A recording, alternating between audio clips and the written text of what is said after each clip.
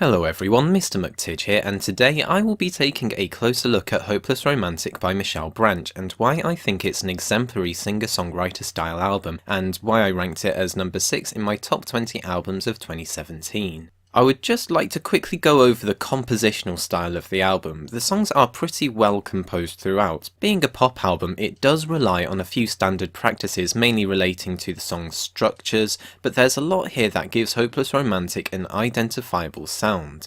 The blend of electropop, both 80s pastiche and modern, are tastefully executed on tracks like Fault Line and the title track respectively, but the echoes of country pop that come out more prominently in songs like Knock Yourself Out and Heartbreak Now help frame this album musically as the very personal album that Hopeless Romantic is. On each song, Branch always gives us something catchy to remember a song by, whether that's the catchy choruses of Best You Ever or Not a Love Song, the bass line to Fault Line, or the phased sliding synth of Temporary Feeling. But there's often something atmospheric about each song that frames each song's lyrics in a particular light.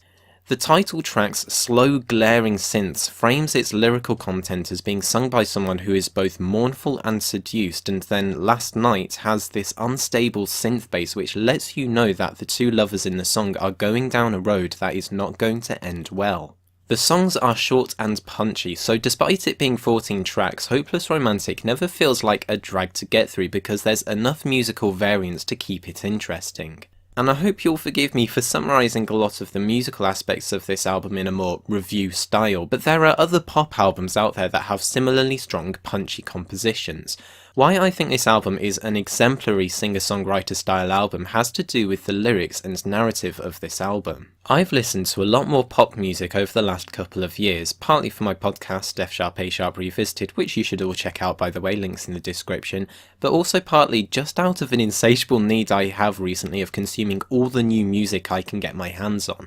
And I would always groan whenever I would see a new album released by someone who markets themselves as a singer-songwriter, because I started consistently having the same problems with these albums.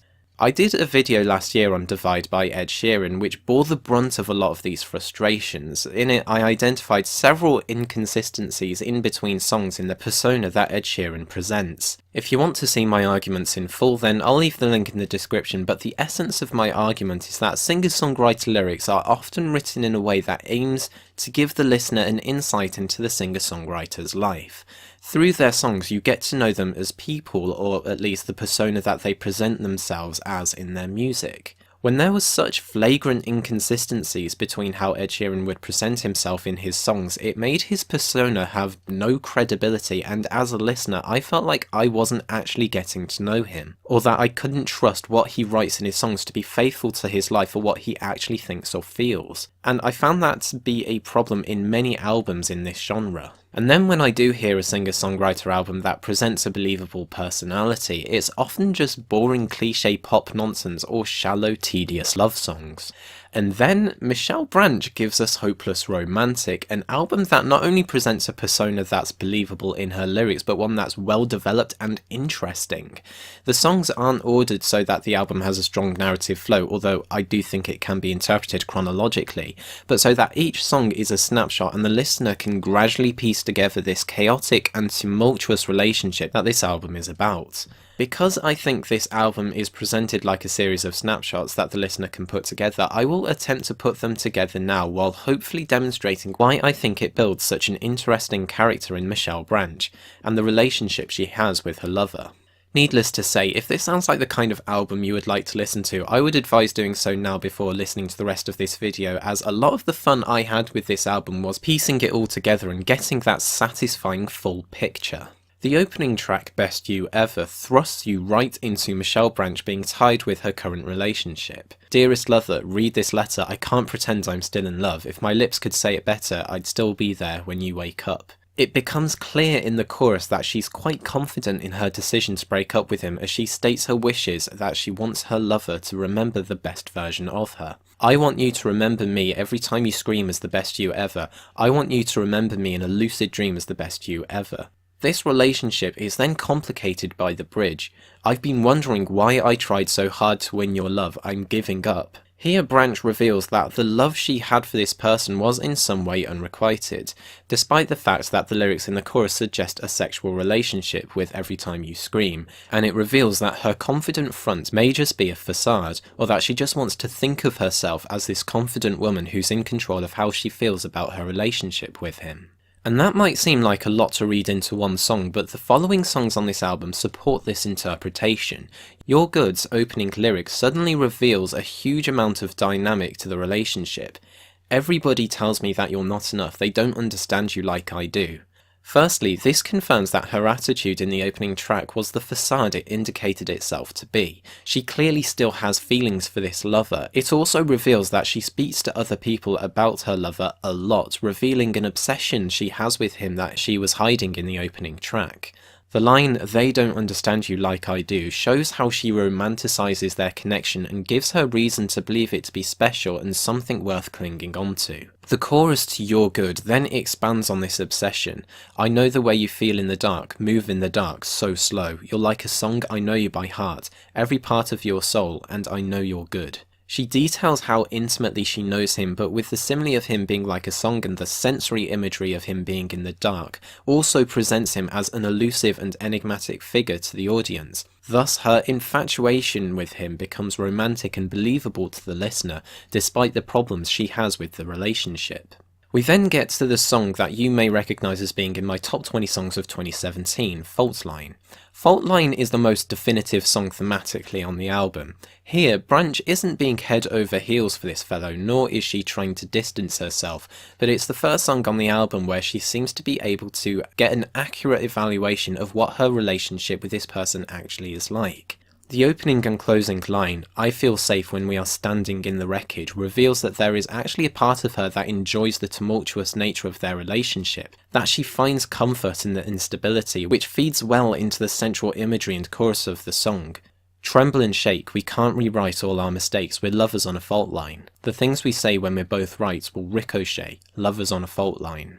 They're constantly shifting, constantly unstable, but it's hinted at that the reason why their relationship is so chaotic is somewhat mutual, even if she does go on to lay some blame on him in the second verse. Heartbreak Now sees Branch at a point where she's disconnected herself from her lover, but she still seems to love him. "You're my one obsession, you're my daydream in the afternoon. It's my great depression, I love knowing that I can't have you." Here she's romanticizing the very idea of not being able to have him. What becomes clear at this point in the album for the listener is that Branch is actually enjoying the story of her own heartbreak, almost as though she's excited to be living the plot of her favourite romance novel, which helps form a big part of the character Branch portrays herself as being in this album. This is then confirmed by the chorus, "Ready for the heartbreak now, you've got me spinning out of control, I'm haunted by the way that I want you, 'cause you can't help who you love, I'm lonely all over again." The obsessive nature that's been hinted at within Branch's character is then confirmed and explored further in the title track of the album, Hopeless Romantic. "No, I am never sleeping 'cause I'm a hopeless romantic. When I should run for my life, honey, I don't understand it 'cause it's magic but it's tragic. I know you're gonna eat me alive." I've talked earlier about how this track's slow, glaring synths frames its lyrical content as being sung by someone who's both mournful and seduced, and the conclusion of that atmosphere paired with these lyrics is that Branch is someone who is attached to her lover in a mentally unstable, unhealthy way. Moving on from this revelation, we then have one of the more strikingly interesting cuts on the album, Living a Lie. In this song, we hear Branch address her lover in a much more direct way than the other tracks in the album, which could be read more like diary entries. People tell you what you want, they tell you what you want to hear, you better get your story straight, you better get your answers clear. Branch then accuses her lover as living in a lie in the chorus, "'cause you're living in a lie, everyone will realise that you're living in a lie," and running off his dirty mouth in the verse, essentially making up stories and exaggerations about their relationship. This is such an interesting inclusion to me, as the way the album has been constructed up until this point has seen Branch take different positions in favour and not in favour of their relationship. and how unhealthily she sees the relationship as being good for her. These words she's levelling at her lover may well be worth levelling at him. We aren't really given details as to what he says or does, but they're also worth levelling at Branch herself. From her responses to him in previous songs, it's fair to conclude that he is messing her about in some capacity, and so Living a Lie really shines a light on the fact that these two people together have a propensity to dramatise and exacerbate their situation in a mutually chaotic way. This is followed by Knock Yourself Out. It's a simpler song, and its slow pace and fresh air atmosphere provides some much needed relief after the first 6 songs quite intensely reveal one new thing after the other. Here we see Branch being much more introspective. She pinpoints why she clings to this person in the way she does, and I see beauty in resistance, and how she finds this within this introspection just adds that level of validity to how she feels about this person. Temporary Feeling then sees Branch on the rebound. Strange how a stranger knows you better than you ever knew yourself. You're a lover and a dancer, but you need somebody else. Now you're taking off your clothes. I bet you never fell this fast before, and I'm just seeing where this goes. She leads into how she's unable to have another serious relationship with someone else because she keeps returning to thinking about her lover. It's just a temporary feeling. I'm gonna have to let you go. I'm gonna love you like I mean it, and I don't need to take it slow.